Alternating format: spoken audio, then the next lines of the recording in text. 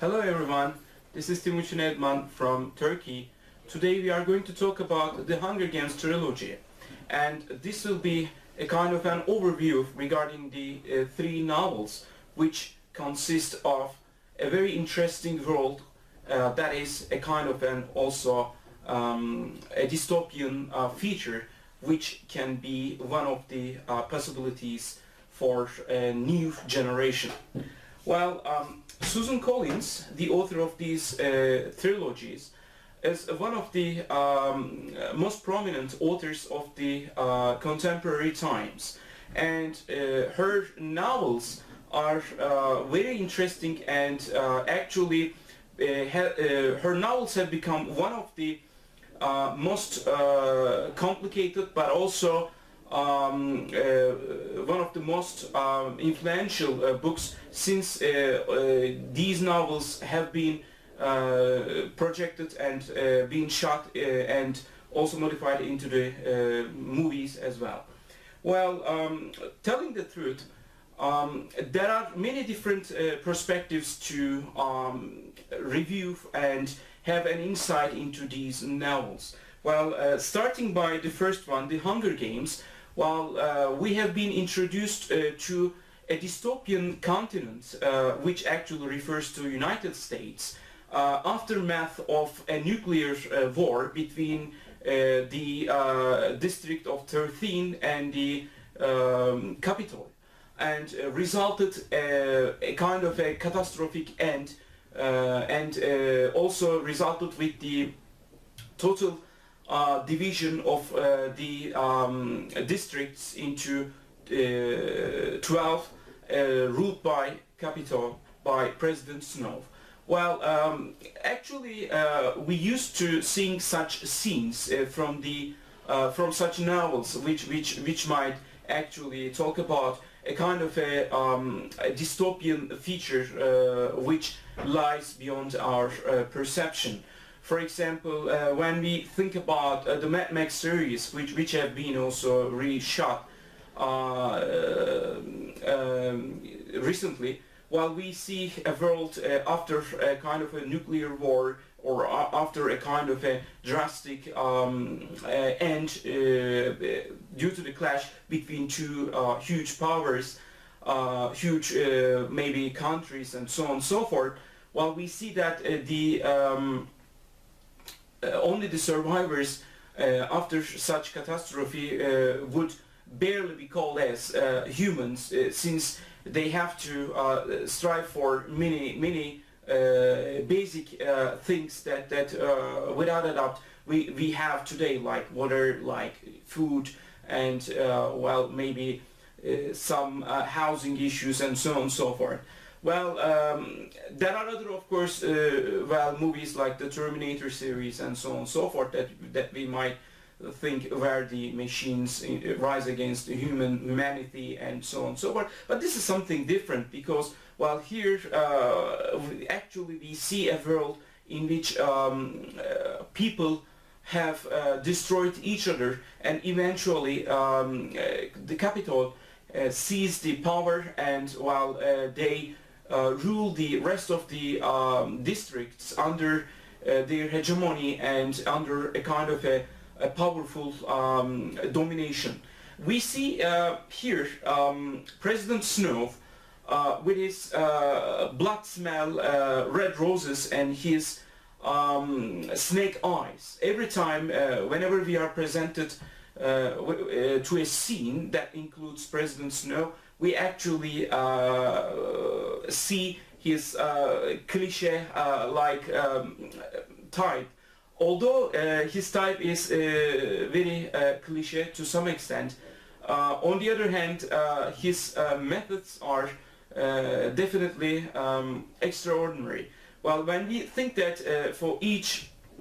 year there are the Hunger Games to remind people what would happen if they were going to rebel against the Capitol. And as a reminder, for each year,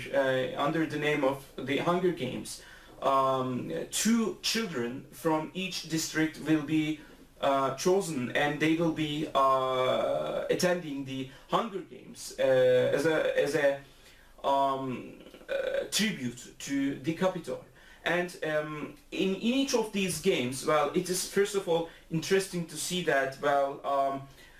Suzanne Collins chose not adolescent or, well, let's say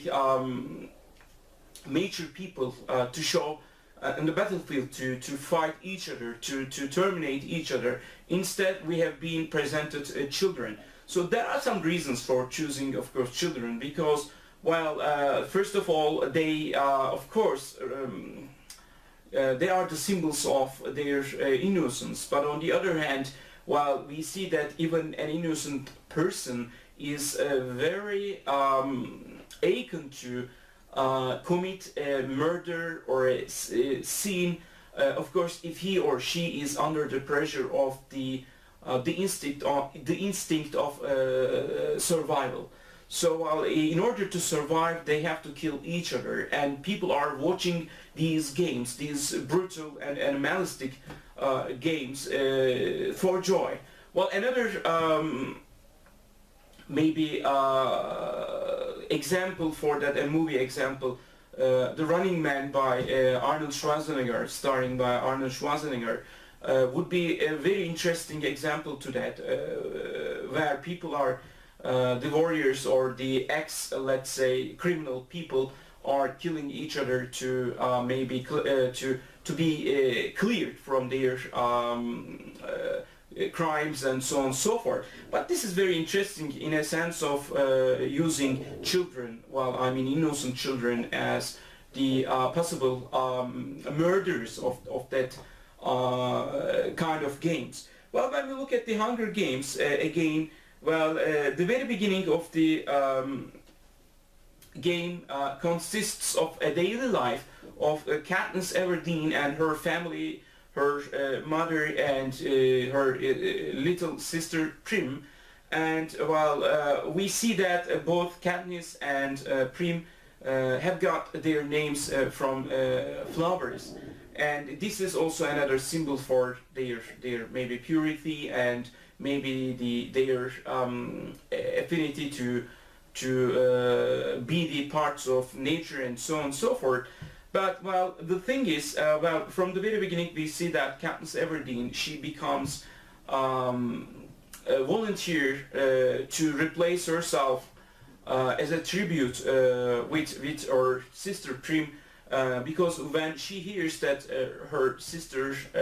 has been selected as a tribute, she at that moment she automatically, well, stands up and says, well, I'm going to be the one who is going to fight instead of her. So we see that she sacrifices herself for her sister, and throughout the trilogy, it is very clear that Katniss Everdeen is a person who is ready to sacrifice herself for the sake of her family members. So if there is something really important and crucial for Katniss, it is her family. Well, I would like to talk about some, of course, quotations from the book from time to time to at least show some important points. But well, the thing is, when we are introduced to the Hunger Games, it's very interesting to see that, well, nearly all of the citizens, both in the capital and the districts, well, they watch these games day by day, and while every single detail is exposed to the audience to show them every single detail, both to remind them what's going to happen if they are to, well, to rebel against the system, and also to amuse them maybe, or to remain them under the control. So maintaining such a system under a kind of a threatening way is one of the President Snow's long-term strategies. By doing so, while not only does he try to claim his superiority, but also he tries to say, well, as you see, well, this is a game to tell us, it's a game to tell us something, you know, to tell us something really deep inside of our feelings, because we see these children are dying, but don't forget, because of the nuclear war, hundreds and thousands of children have died, and it is because of this, you know, basic clash between the District 13, who are, or the people in District 13 who are responsible for manufacturing the nuclear bombs, and also the Capitol, and the Capitol bombed the 13th district, and although well, people do not know the reality, the 13th district still they are still alive, and they live under the surface in the tunnels, and highly sophisticated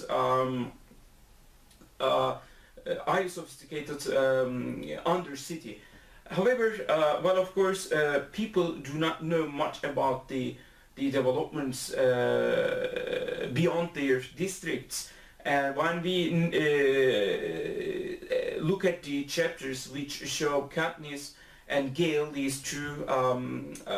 close friends, and also to some extent kind of lovers, when they hunt together, and when they actually try to sell the animals that they have hunted, like rabbits and so on and so forth, well, we see that it's a way of maybe getting by. But on the other hand, while this is definitely forbidden, but each district, well, from the first district to the 12th district, well, these are the layers, like the you know, like the Dante's layers in his you know, the Divine Comedy. So at the center of the everything, at the center of the everything, we see the Capitol, and the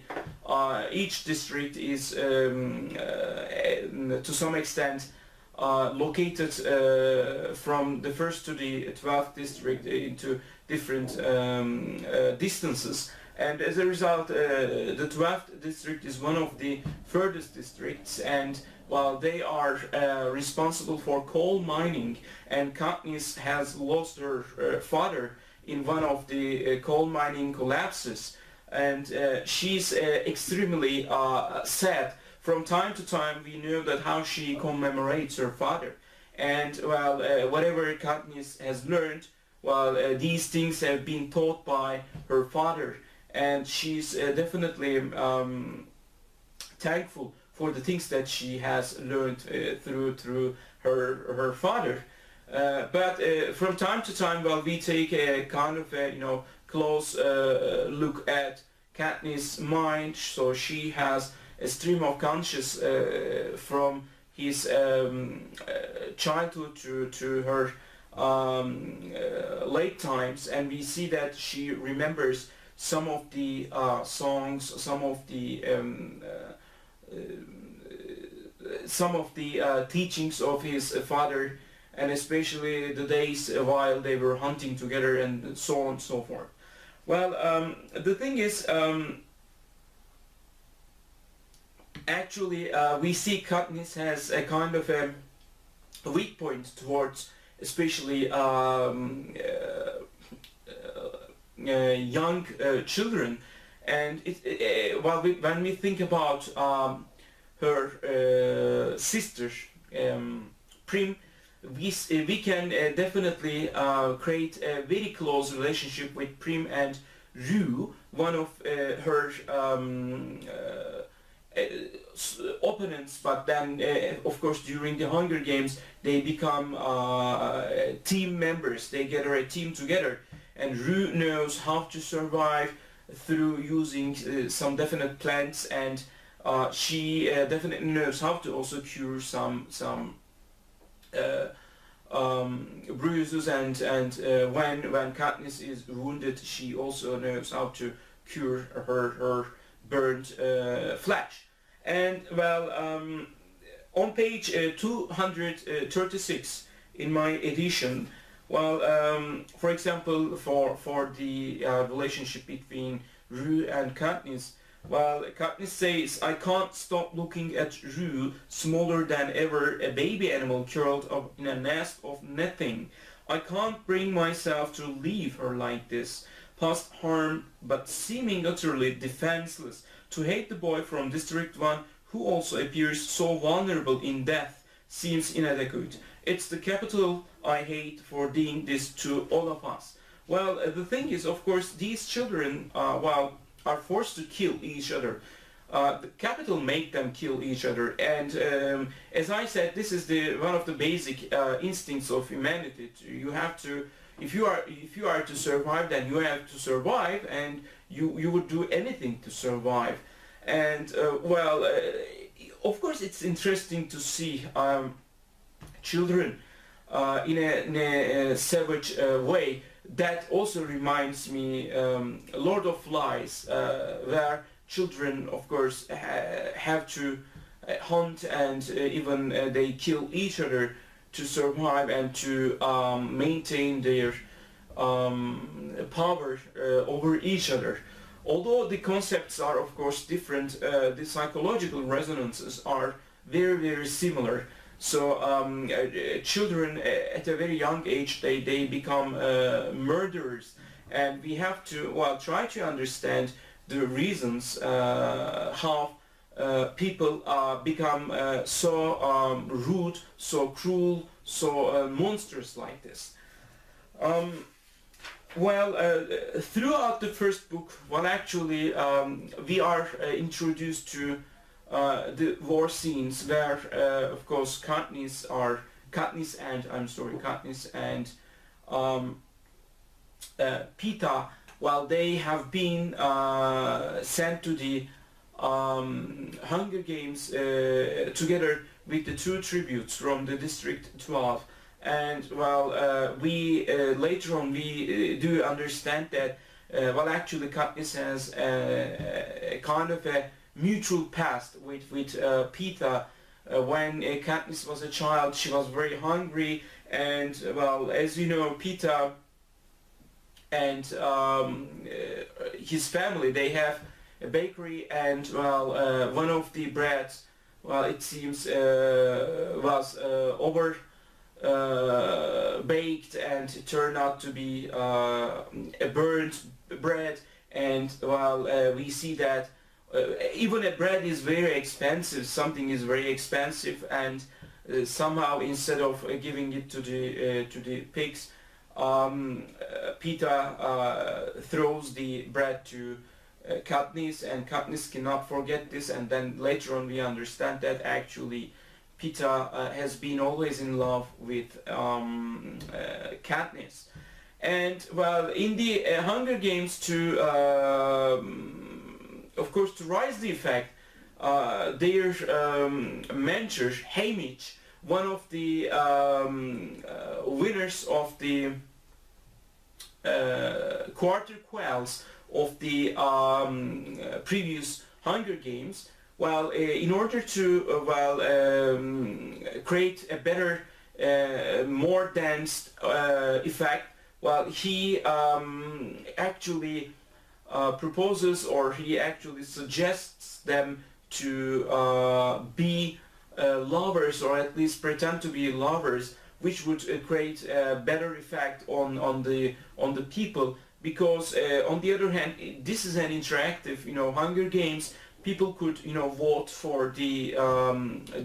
contestants, and they could even, raise money among them to send them some extra supplies like medics or bread or water or any kind of food supply by using the silver parachutes. And this is something, very, very expensive, but in order to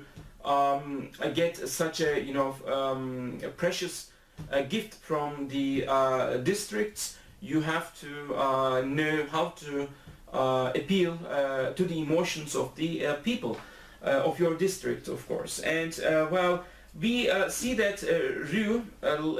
is a little girl from the District 8 has been, we said, well, they established a team with Katniss, and well, they tried to protect each other, but Rue's